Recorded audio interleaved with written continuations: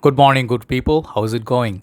Today, I'll be talking about fragrance basics. And if you already are a frag head, if you are an expert, you can still watch it because this is like kind of like journey, teaches you things. So I share from time to time. Recent times, one of our brothers in community sort of requested me to, talk about how to choose your fragrances or how to actually go about that, like journey, where to start, or how to plan these kind of things, how to avoid mistakes. Okay. Collecting fragrances because he's new in the game and he's finding it very interesting. So thank you so much, brother. I will respond to you very soon. I've seen your message. First of all, you should know few basic things. Okay. There's no right or wrong in this fragrance game. And second thing is, none of us know anything. And I would say, just like as a joke, of course we know something, but it's not like we're absolutely knowledgeable people with a PhD sitting here and then preaching you or bringing you something that you should follow, like a guideline or blindly.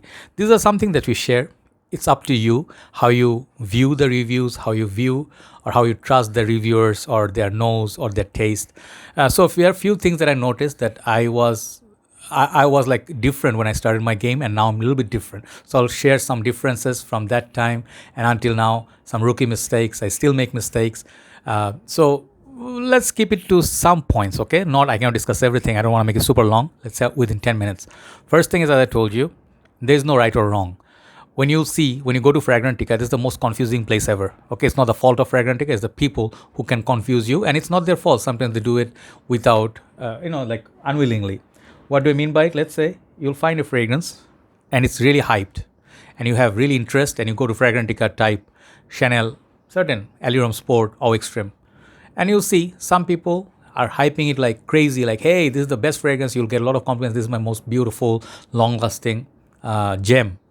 The other side, people are saying this is the overhyped one, doesn't last, it's too overpriced too.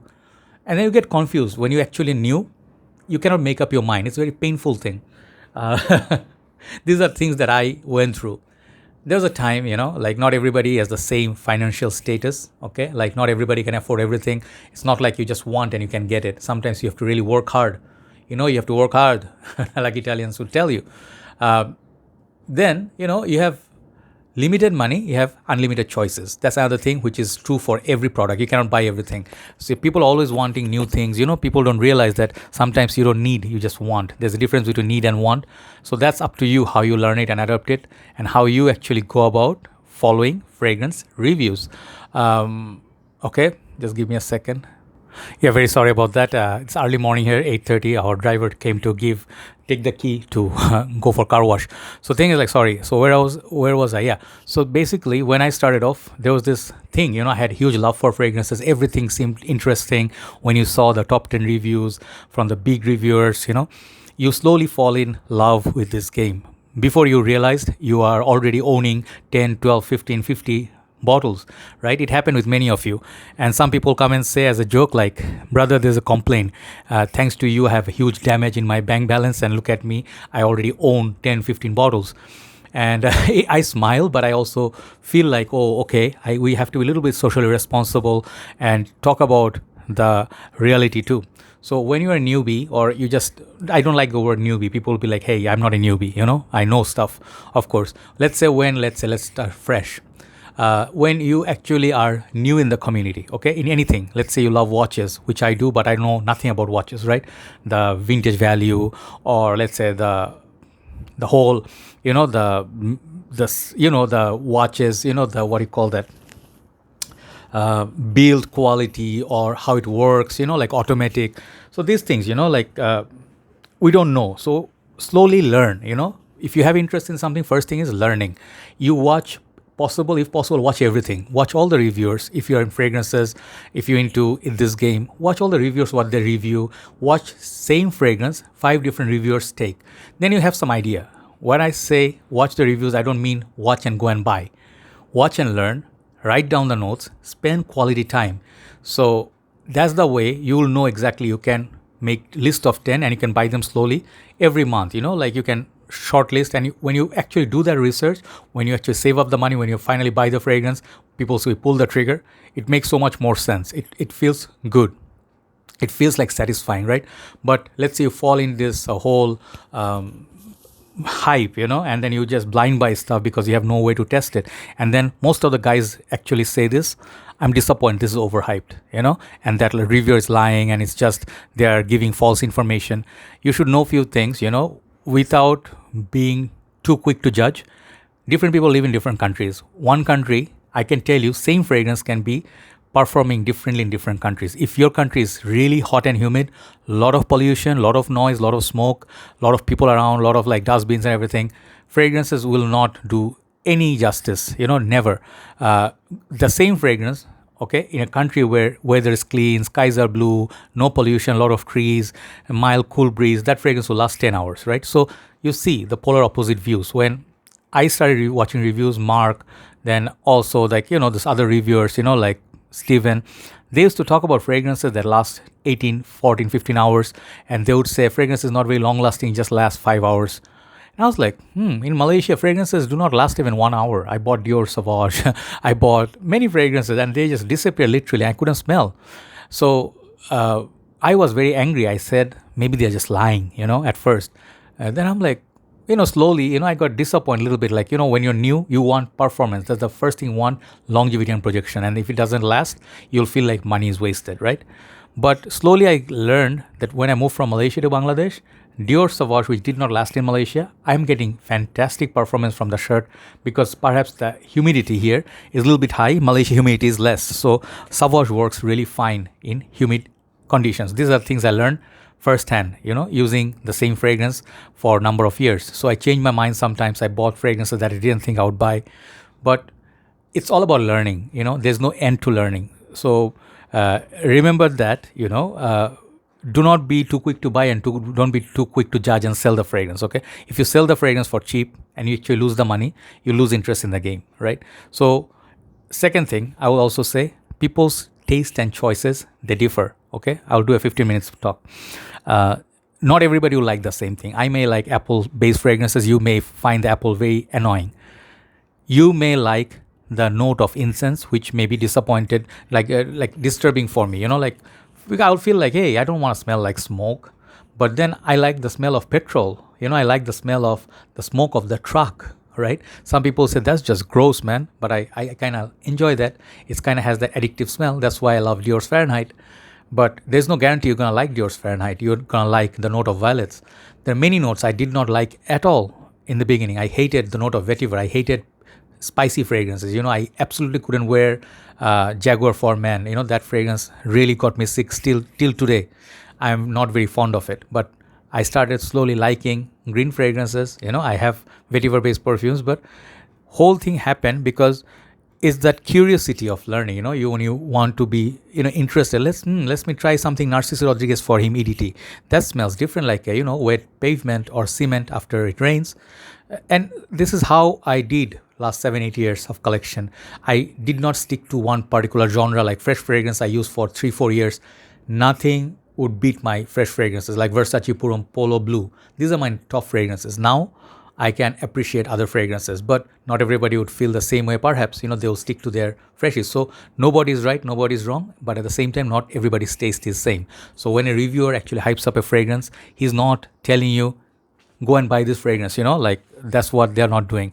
You are the one who push yourself, spend the money, and you should take responsibility. So another important fact to remember, take responsibility while purchasing. Nobody is, they are influencing you a little bit, but you are being influenced. That is your responsibility. So when you blame the reviewer, it will have no effect because he can say whatever they want. Perhaps reviewers got it for free. They are sponsored. You don't know that. But, even if they buy the fragrances, perhaps they have different tastes. They are in different place of journey, right? So these are things I learned, in the fragrance journey. At times there are fragrances I wish, I saw Creed Aventus, Acqua di Gio Essenza or Profumo.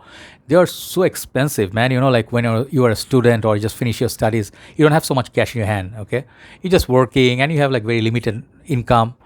You want like all of them. You want Acqua di Gio, you wanted Amara, you wanted, say, Armani Code Profumo, Boss Bottle, but you can only buy one or two, okay? Unless you go crazy like me, you sacrifice everything, you leave the world, okay? And by any means, if I'm telling you, it's not impossible. I came to Bangladesh, I started reviewing. I did not have any business, nothing. I had few fragrances. I started decanting, right?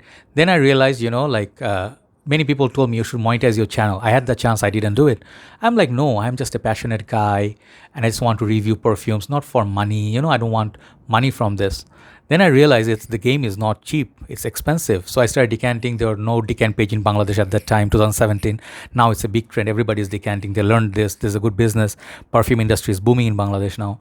So, I managed to start a career, So right now, recent times, I am monetized. Sadly, after 6 long years, I could have made a fortune out of my reviews because I have so many views. 23 million, 25 million views. I'd lost track. But for this whole, if let's say you decided to be like a fragrance reviewer, the journey took you there.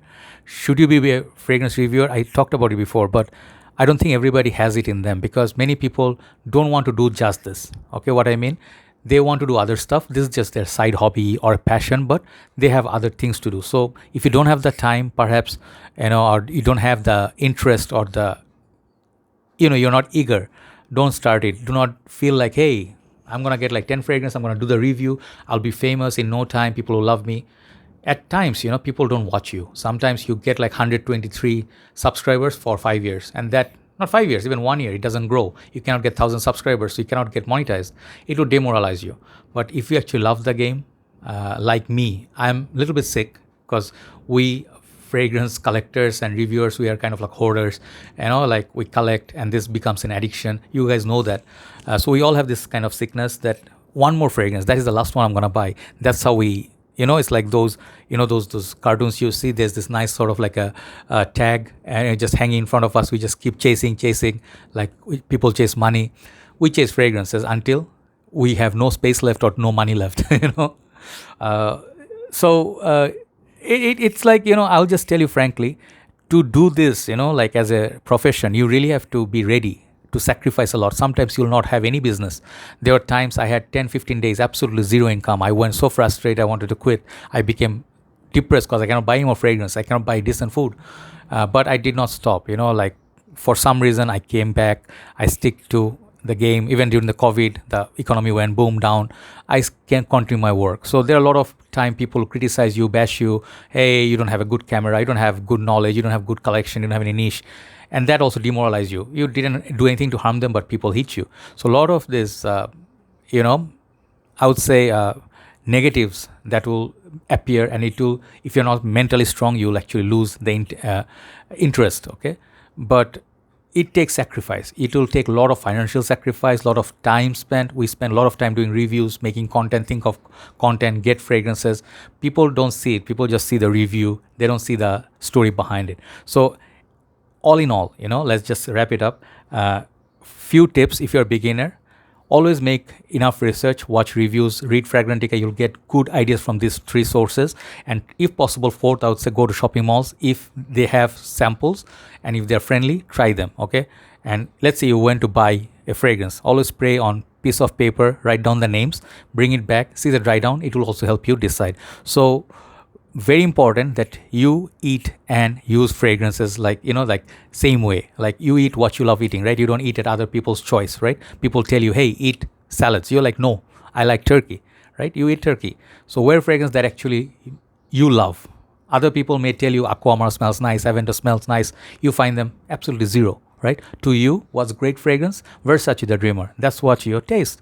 So respect your nose, what you like. Don't care for what other people are telling you. Even if you see, oh, that's not compliment garnered, that's not famous. It doesn't matter. Your love is the most important thing.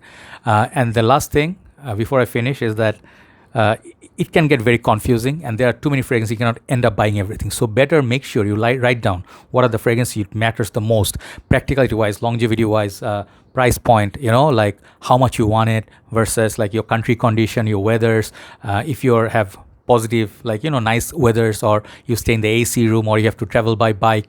If you travel by bike, fragrance will disappear in 5-10 minutes, okay, gone.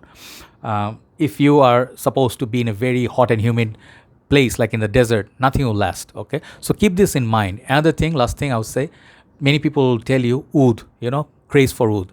Oud is the ultimate game, like ultimate game. What I mean, you try your freshies, your sweeter fragrance, your higher niche fragrance, then you go to oud. You know what I mean?